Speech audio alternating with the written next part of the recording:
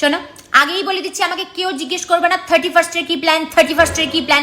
আমার কোনো প্ল্যান নাই, এই বছরে নেই, আগের বছরে ছিল না, আগামী 20 বছরেও কোনো প্ল্যান নাই। মানে 31st এর প্ল্যান কি থাকতেই লাগবে নাকি? কে মাথা দিব্যি দিছে?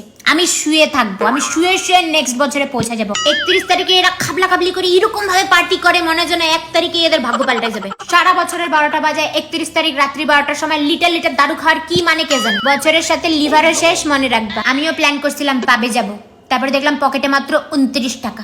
শোনো, আমি গরিবস, আমাদের প্ল্যান হয় শুধু এক্সিকিউট হয় না। এই বছর সিঙ্গেল এন্ট্রি করছিলাম, সিঙ্গেল আছি, পরের বছরে সিঙ্গেল এন্ট্রি করবো, এটাই প্ল্যান। উপস, এই বছর তো আবার 31 তারিখ মঙ্গলবার পড়ছে।